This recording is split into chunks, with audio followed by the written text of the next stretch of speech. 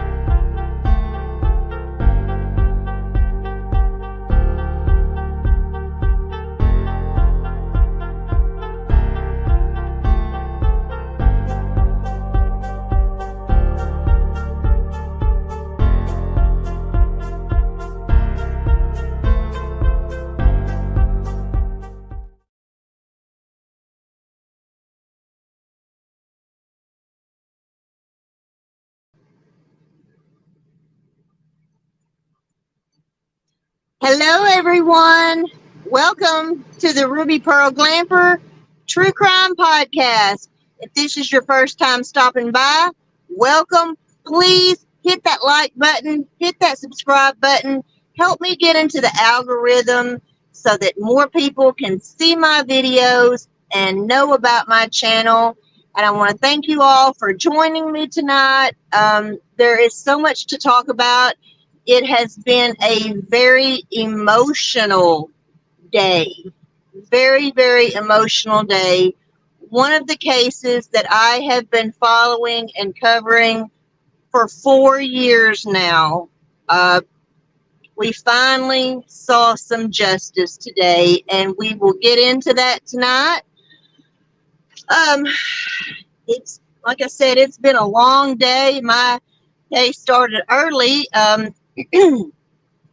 My day started early this morning over at the Bullhorn Betty Coffee Club, hanging out with my coffee club friends in Bullhorn Betty, and we had a watch party for the Lori Vallows Daybell hearing to determine what sentence she would receive for the murder of her two kids, Tylee Ryan and JJ Vallows, as well as the wife of Chad Daybell, Tammy Daybell.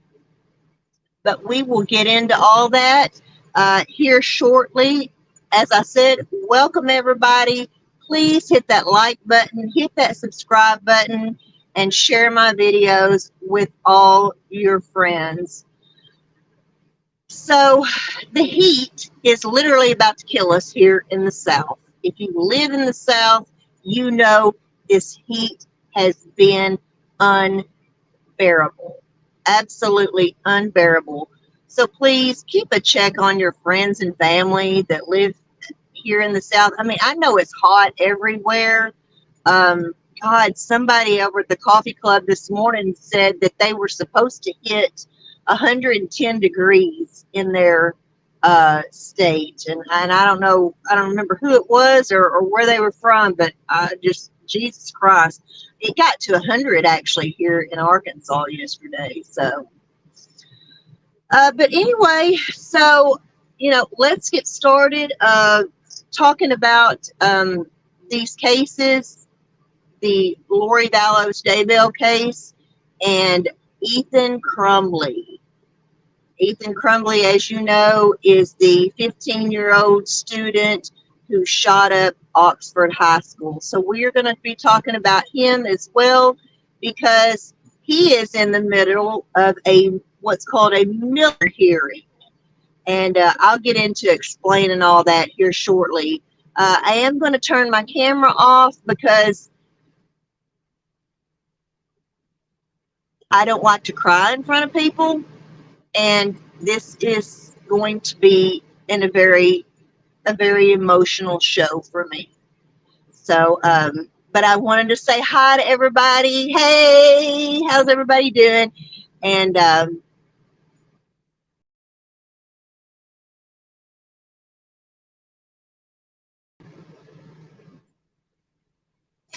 ding dong, hit the wrong button. Whoops, sorry about that. Okay, so I hope everybody can hear me well. I know my air conditioner here in my Glamper is kind of noisy, but God forbid, I cannot turn it off. I would be gasping for my last breath by the end of the episode. So, before I get started talking about these two cases, I want to lay some groundwork because I think that it's important for people to understand this. I've had a very hard life, a very hard life. And I have had people my entire life do some very shitty and horrible things to me. I had a stepfather who physically and mentally abused me, as well as my disabled mother. I had a stepmother who physically and mentally abused me and drove a wedge between me and my father to the point that I wasn't even able to have a relationship with my father. And I know now as an adult things that I didn't realize or understand when I was a child, and that she was a very manipulative woman, and she manipulated both me and my father and kept that wedge drove between us. But ultimately, it was his choice because he could have stood up to her, and he didn't.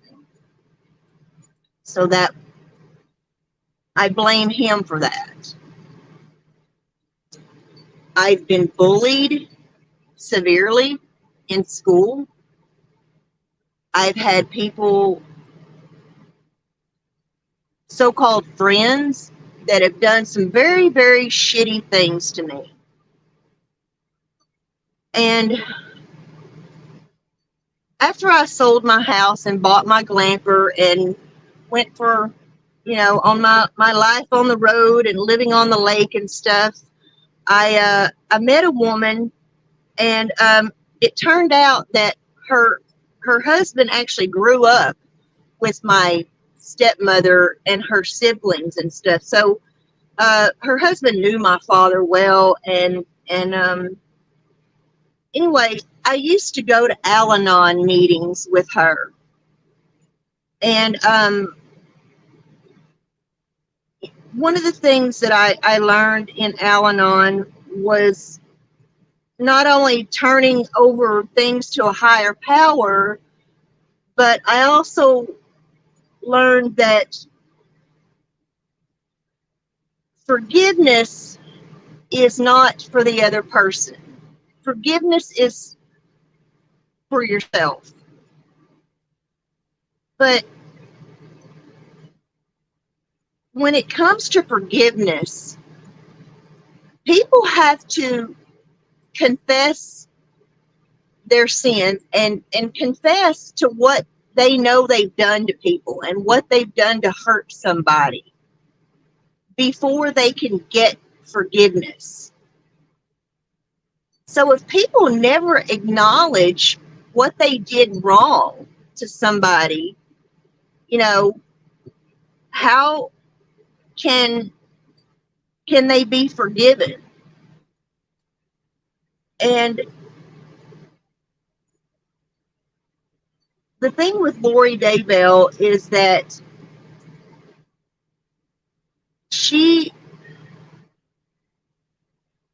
I just don't think that God would be too pleased with Lori and Chad Daybell.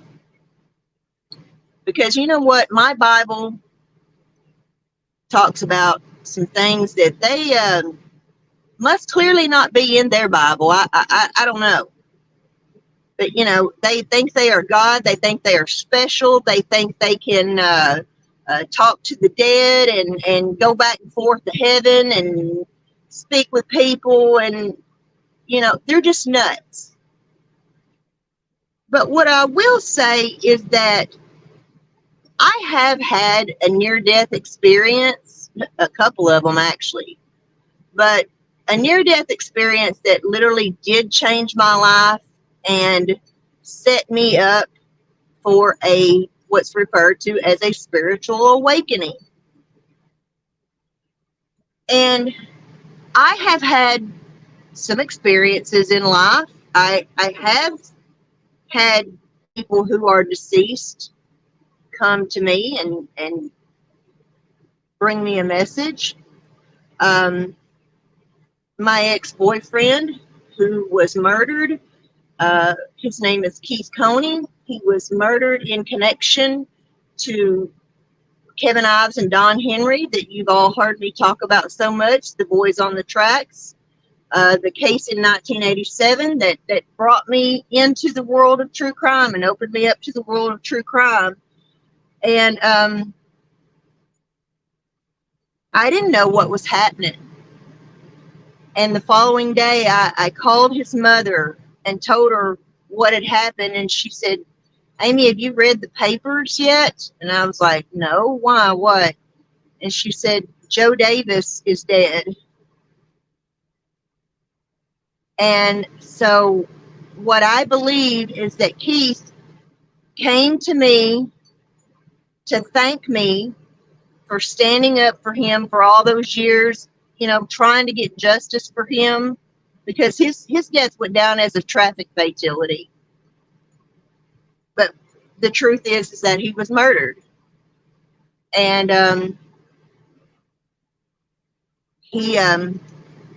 anyway, the guy that killed him was in prison here in Arkansas for something else, and he tried to escape with another dude.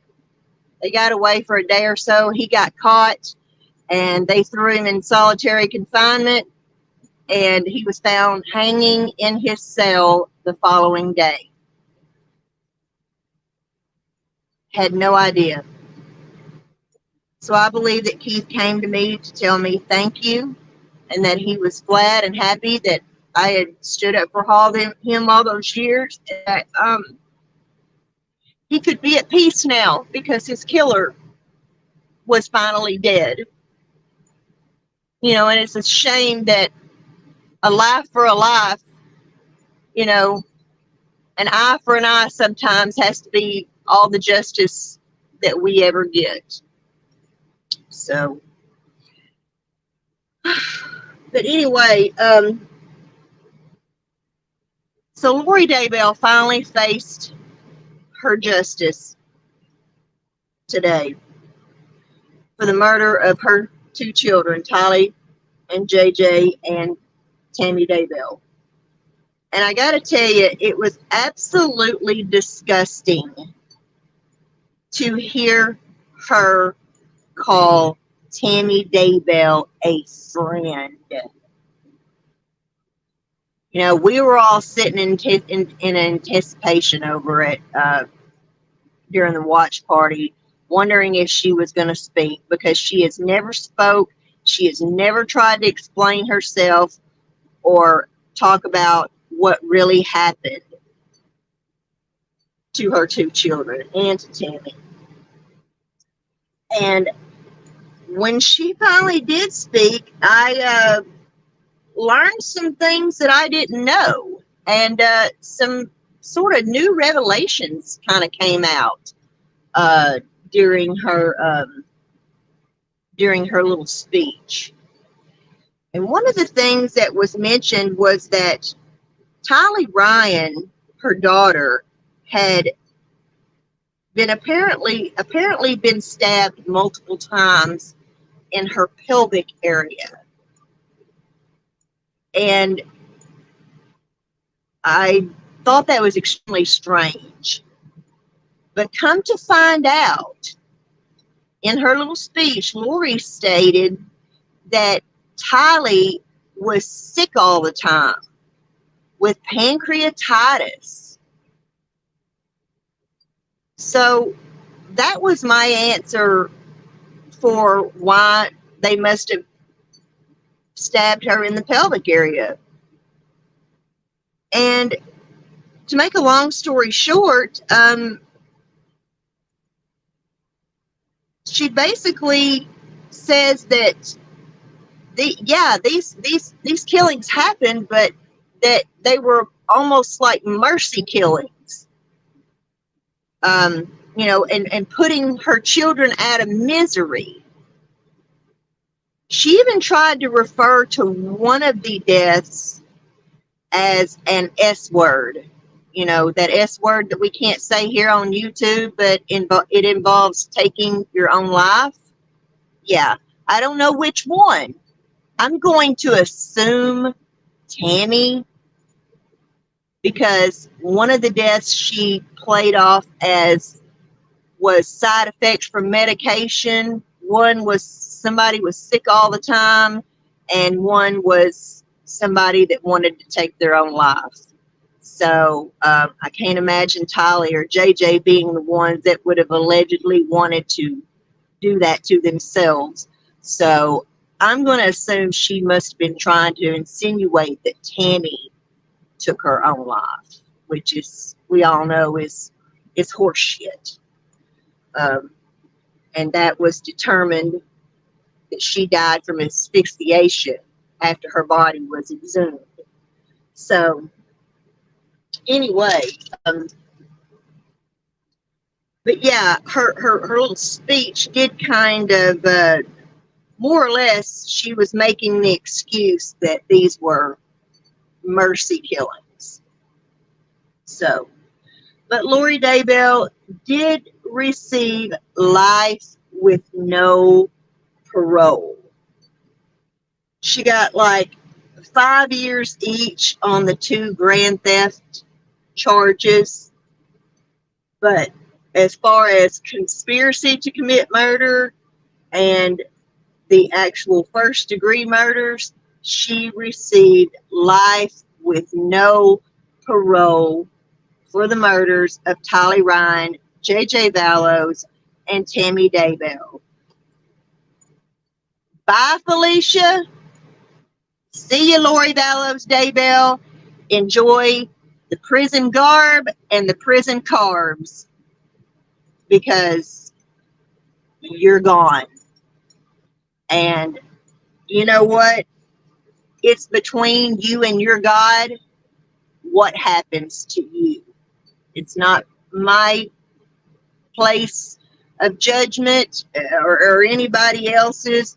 You are going to have to answer to God for all of this that you have done, and I just don't think he's going to be too pleased with you or Chad Daybell, because, like I said, my Bible teaches me God is the only judge.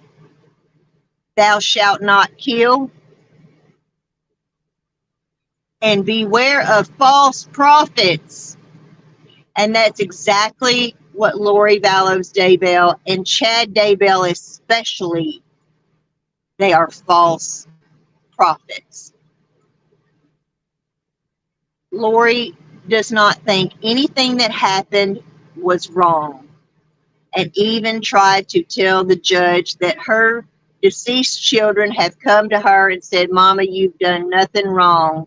You're a wonderful mama. I love you. Stop worrying, blah, blah, blah, blah, blah. Look, I've had, these few experiences and communicating and, just and some other things that I'm not going to get into all of it. And I don't expect people to believe me,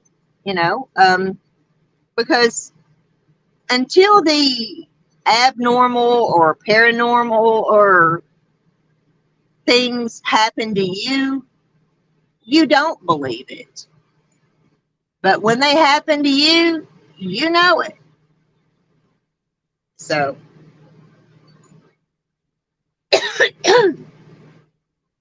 but I'm going to tell you what, this whole BS of her and Chad trying to claim they can go back and forth between earth at heaven and deliver messages and do all this kind of stuff. I think that is a complete farce, lie, con, manipulation.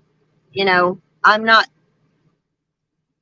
accusing them of being complete liars and saying that, you know, because they've had a near-death experience that maybe some strange things haven't happened, but I just don't believe it. I don't believe they are any kind of messengers of God or Jesus Christ. I think they are a bunch of false prophets, plain and simple. But I am so glad that this is, we still have Chad Daybell to, you know, get to his trial. And, you know, Chad Daybell actually could still face the death penalty because he waived his right to a speedy trial. The reason why Lori Vallows, Daybell, didn't get the death penalty is because she insisted on getting her speedy trial.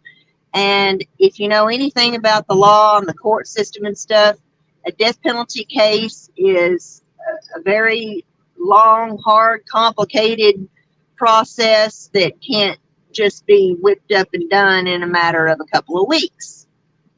These things get strung out for a long, long time. I mean, look at Jodi Arias. That whole case was strung out for 7 or 8 years before Jodi ever even went to trial. So that is why Lori Vallows did not get the death penalty, which she should have. But, you know, I'm fine with what she got. She got life with no parole. She's never going to see the light of day outside a prison cell. She's never going to be with her lover that she committed adultery with, which is a sin against God as well, and talks about in my Bible, you know, adultery. And she has the nerve to call Tammy Daybell her friend. With friends like that, who needs enemies? With friends like you, Lori, who needs enemies? I've had some friends do some shitty ass stuff to me, but ain't never none of them tried to kill me to steal my boyfriend or husband. That's for sure. Shit, I'd have gave them the ones that I had over the years. Don't kill me. You can have him. I don't want him. That's why I am single today, to this very day. So I want to move on to talking a little bit about Ethan Crumbley. Ethan Crumbley is the 15-year-old boy from Michigan who was the Oxford high school shooter. And, you know, I've watched all these school shootings go down over the years. One of the first major school shootings that happened was right here in Arkansas, up in Jonesboro, Arkansas. And it happened about a year before Columbine. Mitchell Johnson and Andrew Golden stole enough guns out of Andrew Golden's grandpa's gun safe to start World War III. Pulled the fire alarm at the school, at the middle school, and shot several students and a teacher, and it was horrible. But those kids were not sentenced in adult court. They were actually sentenced in juvenile court. And they were sentenced to Alexander Youth Service Center here in Arkansas until their 18th birthday, and then they were released. Mitchell Johnson went on to get into a whole hell of a lot of trouble, and Andrew Golden, he was a pretty good citizen after that. And anyway, he'd actually ended up dying in a car wreck a handful of years or so ago. But you know, I've watched these school shootings go down, and you know how horrific and how horrible they are. And you know, my heart goes out to these kids, these families who, you know, these kids had their whole lives ahead of them. You know, and there's honestly, there's too many school shootings to even try to list them all off. But this school shooting in particular, for some reason, and this is where we get into that weird stuff that happens to us, you know, like I was talking about. This school shooting in particular hit me like a ton of bricks. And while I have the utmost empathy and sympathy, and my heart breaks for the students of that school who lived through the horrific incident and who died in that horrific incident, for the first time, not only did I have emotional feelings towards the victims, but for the first time, I had emotional feelings about the shooter. Yes, something about Ethan Crumbley hit me like a ton of bricks. And I identified with him in so many weird ways. Now, before you all jump the gun and think I'm some crazy, psychotic, troubled person, and to some extent, yes, I am, let me kind of explain myself. You know, like I said, don't start throwing stones, you know, at me just yet, because I want to explain why I felt and have felt and still feel empathy and sympathy for Ethan Crumbley. This kid was 15 years old, and he had his entire life ahead of him. He went from being an A-B student to a D's and F's and incompletes student. I mean, he just went from one extreme to the other. And in the video that he made the night before he committed this horrific crime, he talked a little bit about how he felt and how he felt about life, how he felt about the world, and everything that was going on. And you know what? Some of it I completely understand what he's saying, and I understand where he's coming from.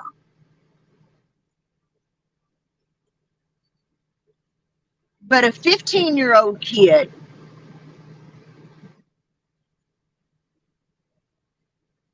first of all, let me say this.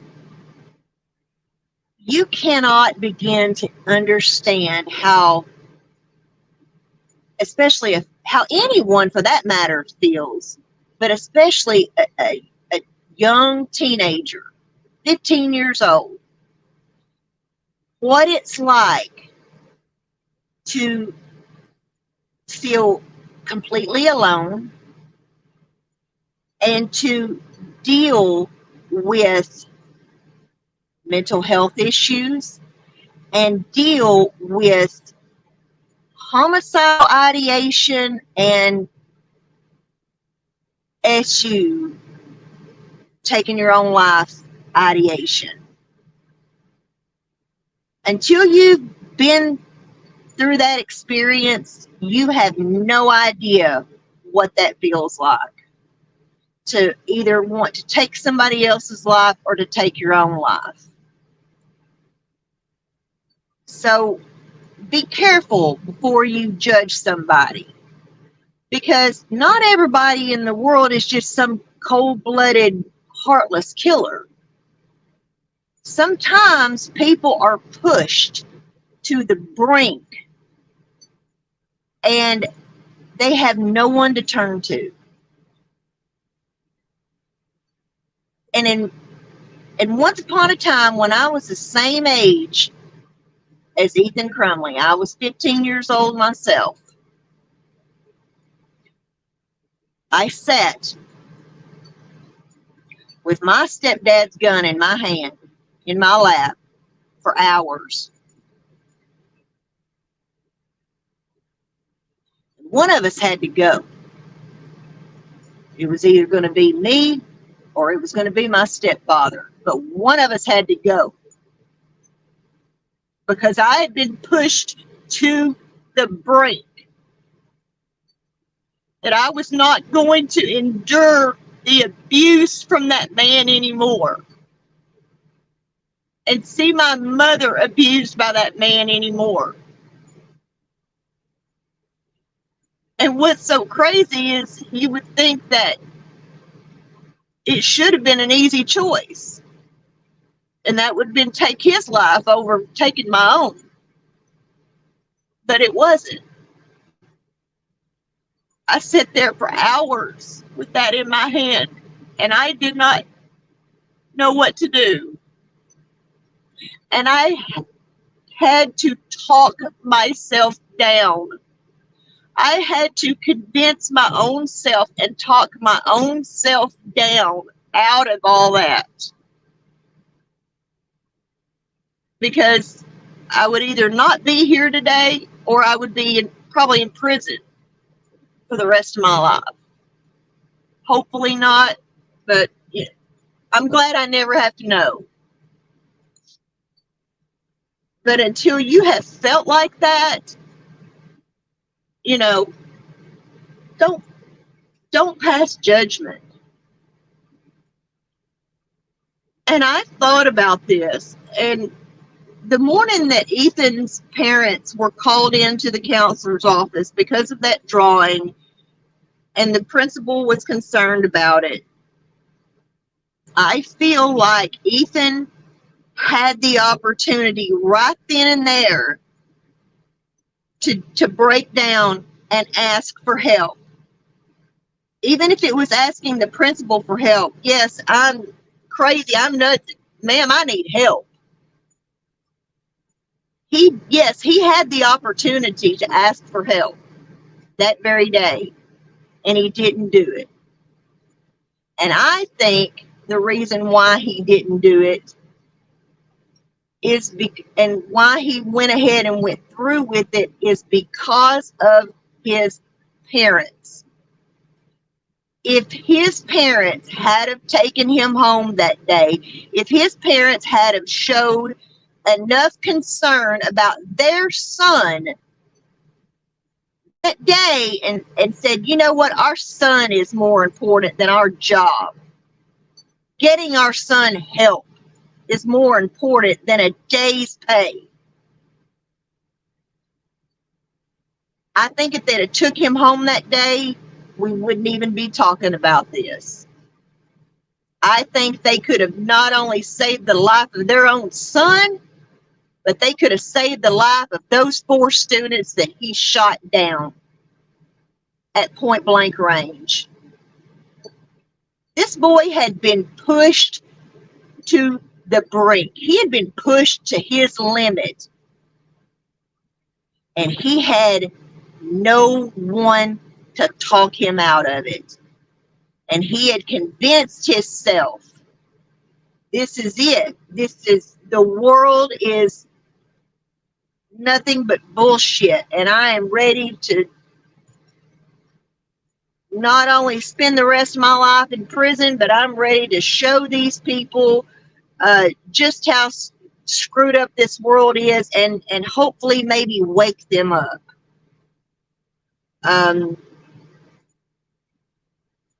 But unfortunately, we get back to talking about the Bible again, and my Bible says that God is the only judge, and that thou shalt not kill under any circumstances whatsoever. So Ethan was wrong in taking these kids' life. He was wrong for using these poor innocent families who had done nothing to prove some kind of point to the world or get people to wake up and all that. There's a lot of stuff that Ethan actually talks about that I agree with. I do agree. 98% of this world is brainwashed, totally brainwashed. And this world, we have been pushed into division of races and religions and political beliefs and things like that, and it just continues on every day. And someone actually even mentioned it today in the chat that they thought we were living in Revelations, and I said, "Oh, I absolutely believe we are living in Revelations. We're seeing Revelations play out right now." But I mean, that's just my opinion. But my political beliefs, my opinions, what I think about people, or things like that, that is not for me to take into my own hands and to do something so permanent as to take someone else's life away from them. That's just, insane. But Ethan, because Ethan is a minor, in the state of Michigan, they have what's called a Miller hearing, and it's because when you have a minor charged with a crime of this magnitude, it's not an automatic life sentence. So they have to determine whether or not he should receive a number of years, or if he should receive life without parole. And so his Miller hearing is going on right now, and it's going to resume tomorrow. I don't know if it'll be wrapped up tomorrow. I don't know how many people are left to testify, that are supposed to testify on the stand. But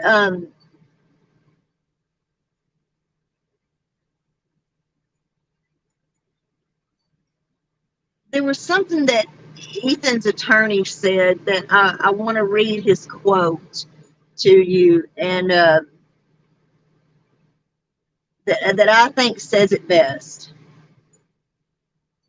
Ethan's lawyer says experts and witnesses will come forward not to make excuses for Ethan, but to explain how he ended up with that gun in his hand on November the 30th, 2021. Couldn't have said it better myself, and that is what I am trying to do here, is I'm not making excuses for Ethan. I think what he did is horrific and horrible, and awful. So I am not by any means trying to make excuses for Ethan and what he did. I'm trying to explain how we got to this point, because there is a lesson to learn from this. There is such an important lesson for so many 15-year-old kids down the road who see themselves facing what Ethan Crumbley was facing at that time. And so if anything, there's a lesson to be learned here. And that is to reach out for help. Like I said, I wish to God Ethan had just broke down to that principal and says, "Yes, you're right, Miss Principal. I need help. I need help." But I really feel like his parents, that was the last thing that pushed him over the edge to go ahead and go through with his plans is when his parents said, no, we ain't got time. I got to go to work. You know, I got to make money. I'm too busy for this bullshit. So he went on and committed that horrible crime. And they have no one to blame but themselves, because that kid was begging for help. He told his parents he was hearing voices. He told his parents he had anxiety. He told his parents that something was wrong, and that in the drawings he said, help me. My God, people, when somebody's asking for help, or they are giving you hints that they need help, or telling you, you know what, I just don't really feel good. I don't feel right. Listen to people. Don't ignore people when they are trying to reach out and ask for help.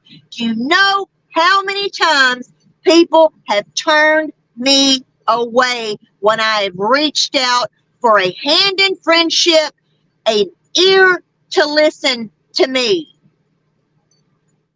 Sometimes things aren't always about money. Sometimes people just need somebody to listen to them. But no, people have got their heads so far up their own ass and selfish, they just ignore people.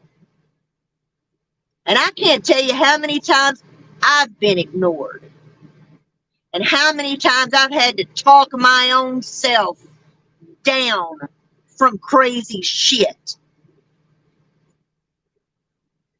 Ethan wasn't able to talk himself down from that crazy shit. And here we are. And 4 children whose had their whole lives ahead of them.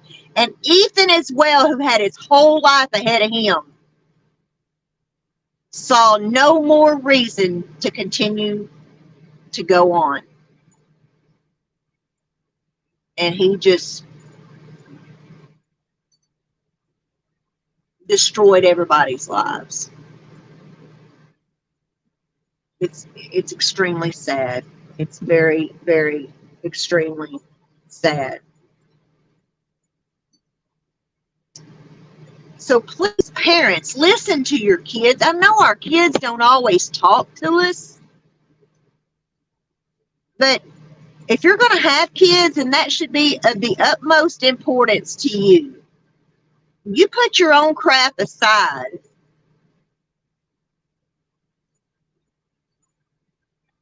You know, now, and furthermore, you know, those parents ain't even got them jobs anymore. They lost their jobs. Why? Because they're being charged with this crime as well. And for the first time, I always say that everybody's ultimately responsible for their own actions. And I do feel that Ethan is responsible for his own actions.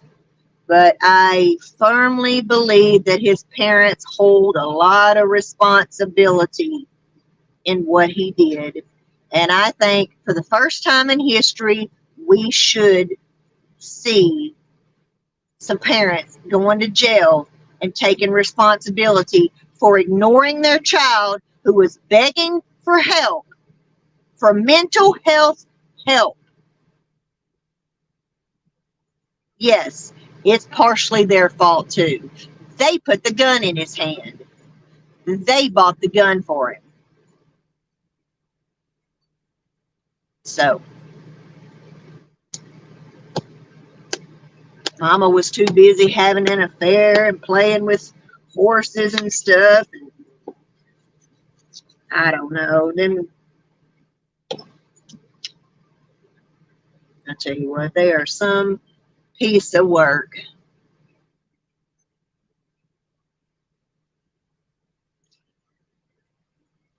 But, you know, again,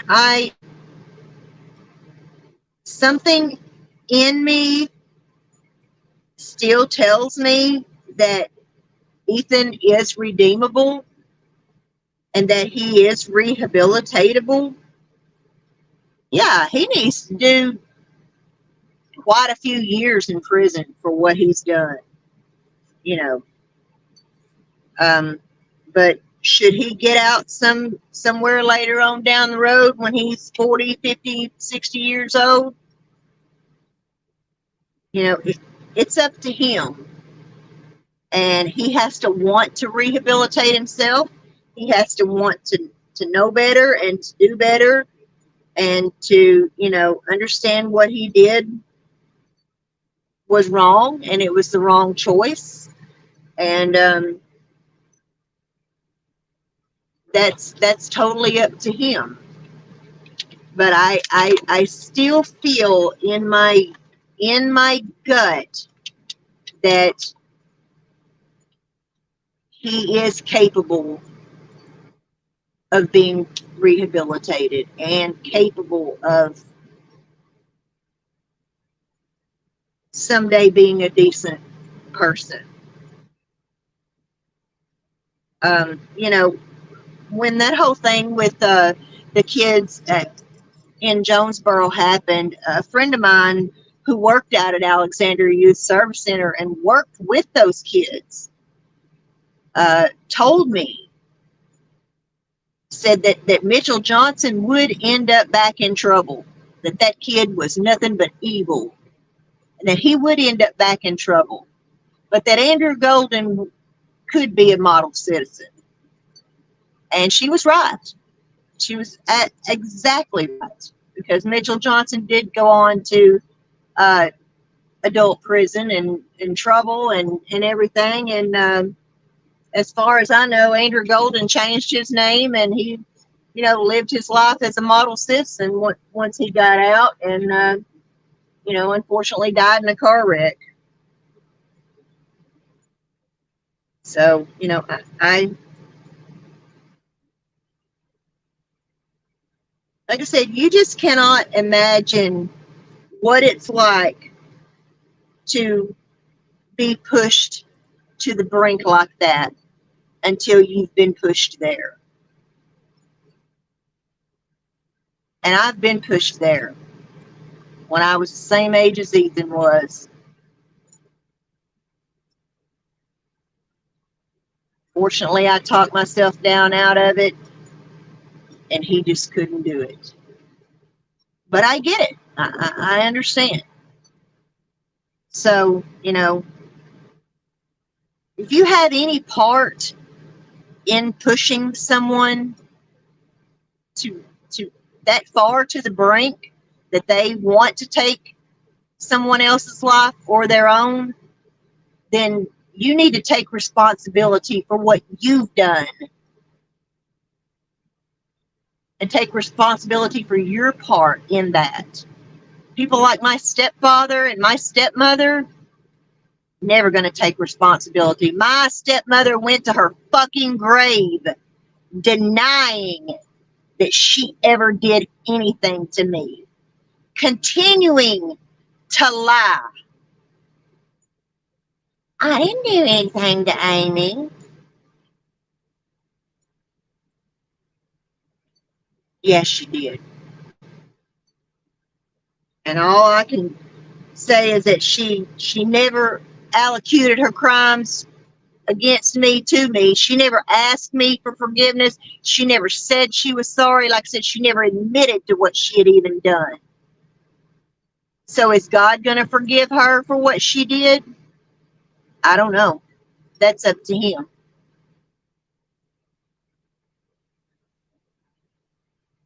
I already know my stepdad's going to burn in hell because he's just a sinner.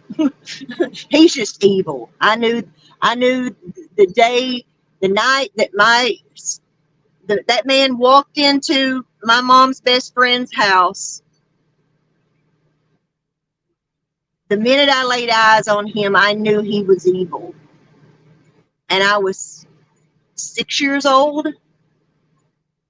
And I've only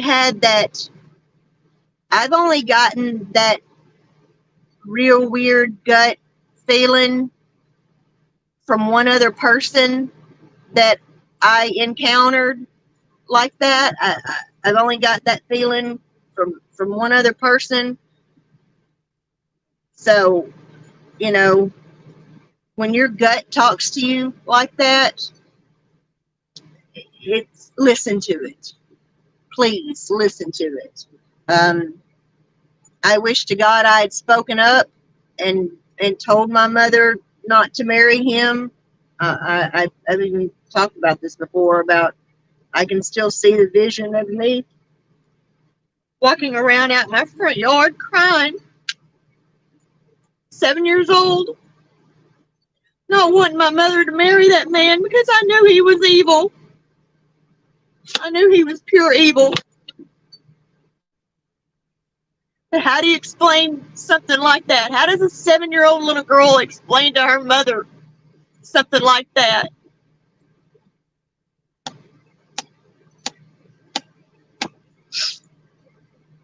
So, but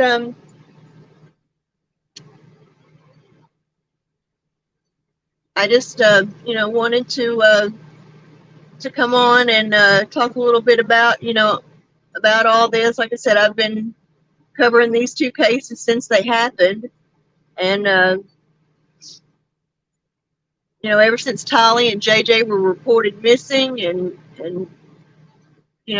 4 years, and we finally see some justice for Tolly and JJ and Tammy, and for Charles Vallows too. Let's not forget about Charles Vallows, because Alex Cox murdered him in cold blood too. So Lori and Chad have destroyed a lot of lives, and like I said, they can convince themselves they're messengers of God and they're good Christian people. No, not at all. They are what is referred to as false prophets in the Bible. Well, that is about all I have for this evening.